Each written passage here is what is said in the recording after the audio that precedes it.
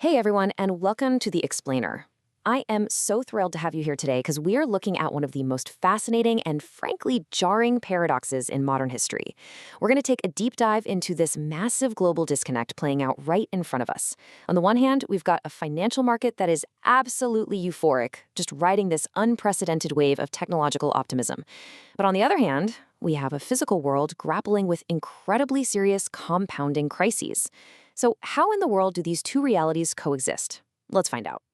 Seriously, you gotta wonder, how can the stock market consistently hit all-time highs while the physical world is entrenched in a grinding 11-week war and a brand new, highly contagious virus outbreak?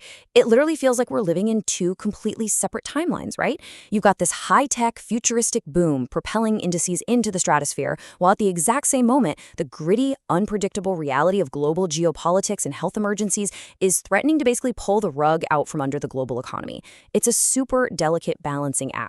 And today, we're going to break down the mechanics of exactly how this is happening. Okay, let's dive into this. Section 1. Wall Street's AI Melt-Up. To truly get a read on the market's current state of mind, we really have to look at the staggering numbers coming out of the tech sector.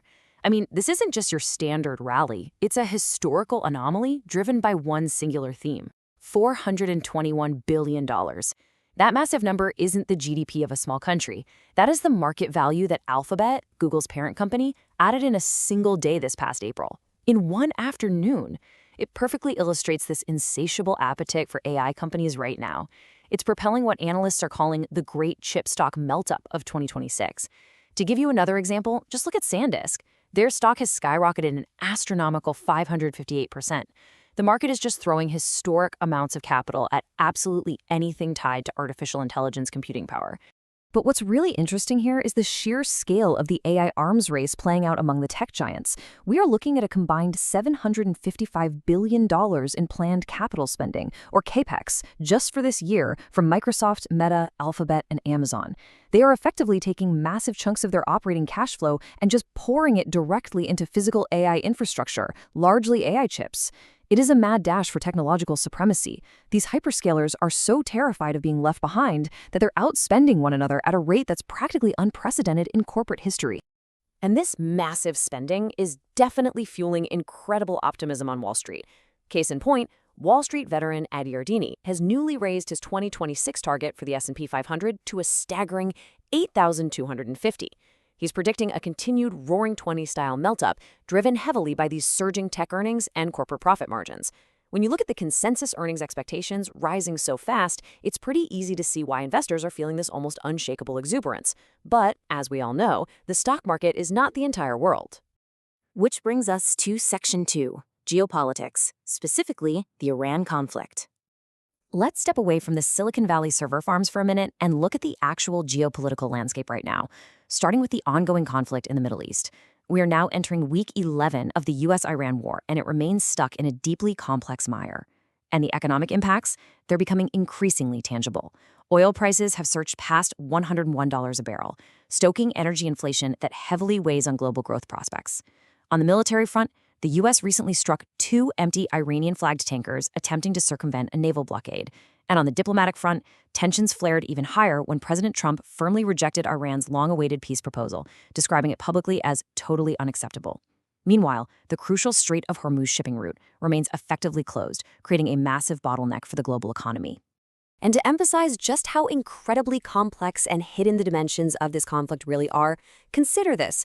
Israel actually built and defended a clandestine military outpost in the Iraqi desert to support its air campaign against Iran. What's wild about this is that they kept it hidden from the Iraqi military by using airstrikes to keep local troops at bay. It's a remarkable anecdote from the reports that really emphasizes just how convoluted the battle lines are right now, with nations taking massive risks to fight an enemy over 1,000 miles away. So all of this chaos sets the stage for an incredibly high-stakes week of diplomacy. On Wednesday, President Trump arrives in Beijing. Thursday brings critical U.S. retail sales data, which is going to give us a pulse on how the consumer is holding up amid this inflation. But Friday is the main event, a high-stakes summit between President Trump and Chinese leader Xi Jinping. The dynamic here is absolutely critical. Trump is looking to push Xi to help broker an agreement to end the Iran conflict so he can focus on the domestic economy. Meanwhile, China has its own distinct priorities, focusing heavily on ensuring the Iranian regime's security remains intact. It's a very delicate diplomatic tightrope. All right, moving on to Section 3, Wildcards, Hantavirus, and UFOs.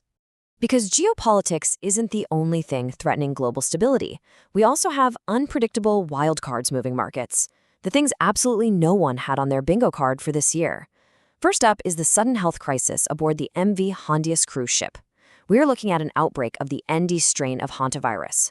Now, hantavirus is usually contracted from rodents, but this specific strain is incredibly dangerous because it transmits from person to person. Authorities just repatriated 17 Americans to a biocontainment quarantine center in Nebraska. And how did the market react to this deadly news? Super swiftly. Moderna's stock jumped 20% almost immediately as investors learned the company has been exploring a hantavirus treatment and vaccine with the U.S. military. The market is constantly hunting for the next big medical breakthrough, even right in the middle of a crisis. And hey, if a new virus wasn't enough of a wild card, how about the newly released Pentagon UAP files? Yep, we are talking about unidentified flying objects. The government just declassified documents detailing incidents that honestly sound like pure science fiction. Aircraft executing 90-degree turns at 80 miles per hour, objects that are entirely invisible to the naked eye but show up clearly on radar, and even reports of fighter pilot weapon systems being completely paralyzed when approaching these things. Now, whether you believe the truth is out there or not, investors are paying close attention. This sci-fi reality is drawing serious investor interest toward defense and stealth technology stocks like Lockheed Martin and Northrop Grumman. Which brings us to Section 4. Is the bubble bursting? So we've got an AI market in hyperdrive, a grinding ground war impacting global energy, a novel virus outbreak, and declassified UFOs. How do we synthesize this massive tech spending with these compounding threats? Well, to answer that, we really need to look at financial history. Historically, the greatest tech winners, the companies that generated unimaginable wealth, did so by being asset light. Once Microsoft built Windows or Meta built Facebook, the cost to add another user was virtually zero. Low capital expenses equaled massive profits. But today's AI hyperscalers, they are completely abandoning that model. They're becoming asset heavy. Over the last 5 years, these companies have seen their physical assets grow by an astounding 138%. They are buying land, building massive data centers, and hoarding chips. And that brings us to a very sobering reality check from Greg Fisher at Quent Capital. He states plainly, we know from this 100 years of data that CapEx is bad. It's a stark warning. Investing these massive $755 billion amounts of operating cash flow into heavy, physical AI infrastructure carries huge historical risks. Historically, companies that bulk up their physical assets this aggressively tend to trail the broader market when the dust actually settles. It's the exact opposite of what made these tech giants so profitable in the first place. So the crucial point here is this. The market is currently balancing on a razor's edge of extreme concentration. The top 5 stocks in the S&P 500 now represent more than 25% of the market's entire $75.6 trillion value. That is astonishing. Nearly 2/3 of the stock market's recent charge has been powered by AI alone.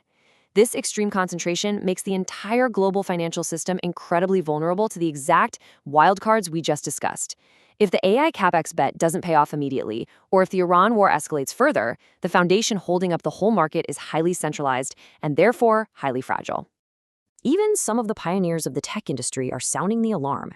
Amazon founder Jeff Bezos recently described this massive AI spending surge as an industrial bubble. He makes a really fascinating distinction here. He believes that society as a whole will absolutely benefit from the advancements in AI. The technology will change the world.